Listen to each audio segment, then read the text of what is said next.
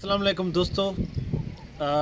Los Angeles हिकिड़ी America जी state आहे जिते ॿेलनि खे हिकिड़ी बाहि लॻी आहे जेका बाहि किलोमीटरनि जे मतिलबु एरिया में आहे ऐं उहा बाहि एतिरी फैलिजी ऐं एतिरी पखिड़िजी वई आहे जेके उन जंगलात में जेके जानवर हुया या उन्हनि जे आसपास जेके इंसाननि जा घर हुया, काफ़ी सारा इंसान जेके आहिनि उन बाहि में ज़ख़्मी थी या सड़ी करे मतिलबु मरी विया आहिनि।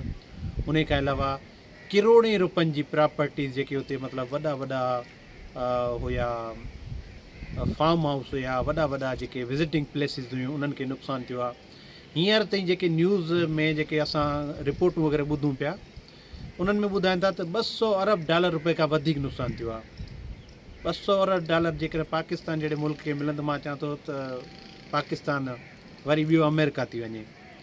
हू एडवांस मुल्क आहिनि, वेल डेवलप कंट्रीज़ आहिनि, हुननि जे लाइ इहो वॾो नुक़सानु आहे। छाजे करे जो ॿूटा असां जॾहिं लॻायूं था त इहे जंगलात असांजा जेके थियनि था उहे सालनि जा उन्हनि में वण हूंदा आहिनि।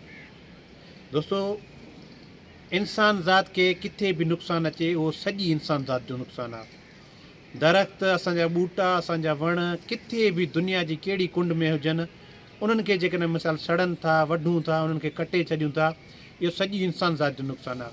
असांजा जानदार जेके बि असांजी जीवत हिन में रहे थी हिन असांजे खिते में, सरज़मीन ते, ज़मीन जे खिते में या उहे समुंड में रहनि था, उहे जानवर सॼी इंसान ज़ात जे लाइ फ़ाइदेमंद आहिनि।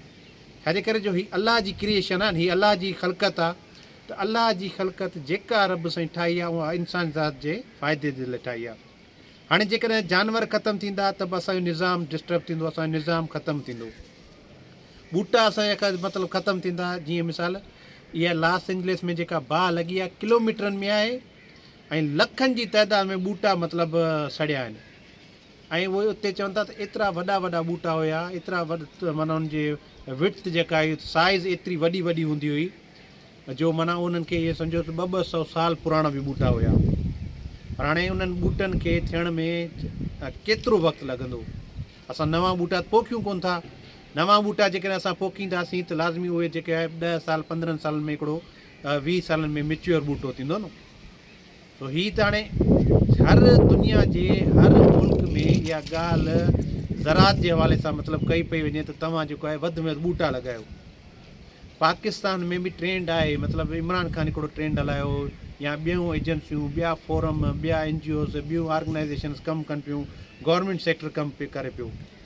पर जेतिरी असांखे ज़रूरत आहे न ओतिरो ईअं सम्झो त जेकर असांखे ज़रूरत आहे 100% ॿूटा लॻाइण जी, जिते स्पेसिंग आहे, जिते मतिलबु असां वटि डिस्टेंस आहे, जिते असां वटि लॻाए सघूं था, उते असांजो माना 100 मां 2 ॿूटा था लॻनि। माना 2% बि कमु कोन थो थिए, जॾहिं असांखे कमु 100% करणु जहिड़ी आहे। ॿूटा कहिड़े बि दुनिया जे खिते में हुजनि उहे असांजे माहौल जे लाइ फ़ाइदेमंद आहिनि। ठीकु आहे न। ॿूटा पाकिस्तान में ख़तमु थींदा, इन जो डायरेक्ट इनडायरेक्ट इफेक्ट मतिलबु आसपास जे मुल्कनि ते पवंदो। ॿूटा इंडिया में ख़तमु थींदा, चाइना में ख़तमु थींदा, अमेरिका में, कैनेडा में ख़तमु थींदा, उन्हनि जो डायरेक्ट इनडायरेक्ट इफेक्ट इंसान ज़ात ते थींदो। सो कॾहिं बि ईअं न सोचणु घुरिजे, छाजे करे जो घणा माण्हू मज़ाक़ ऐं टोक ठाहिनि पिया था। इहो हिकिड़ो इंसान ज़ात जे लाइ ख़तरे वारी निशानी आहे न। इंसान, जानवर ऐं असांजा फ़सुल जेके आहिनि या असांजा ॿूटा वग़ैरह आहिनि, ठीकु आहे, उहे माना असांजे इहे सॼनि जो हिकिड़ो पाण में इंटरेक्शन आहे। ठीकु आहे। ऐं तव्हां इहो ईअं न सम्झो त माना इहे शयूं ख़तमु थींदियूं, इंसान खे कुझु न थींदो। फूड सिक्योरिटी जा मसइला वग़ैरह थी वेंदा। सो कोशिशि करे वधि में वधि ॿूटा लॻायो। मौसमियात जी तब्दीली जे करे असांजा सभु फ़सुल नुक़सानु खाई चुका आहिनि। ठीकु आहे। कणिक नुक़सानु खाई चुको आहे, वण नुक़सानु खाई चुको आहे। उन खां अलावा असांजा जेको आहे सारियूं तव्हांजे साम्हूं आहिनि, ॿिया असांजा ऑयल सीड क्रॉप वग़ैरह जेके आहे साम्हूं आहिनि। सो तव्हां इंसान ज़ात जेके बि असां हिन में मख़लूक़ मतिलबु काइनात में रहूं था, त अलाह जी जेका ख़लकियल शइ आहे उन जो मिसाल जानवर आहिनि, इंसान आहिनि ऐं ॿूटा आहिनि, उन्हनि जी क़दुरु कयो। तव्हां सभिनी जी वॾी महिरबानी। वीडियो पसंदि अचे लाइक एंड शेयर ज़रूरु कजो। Thank you so much.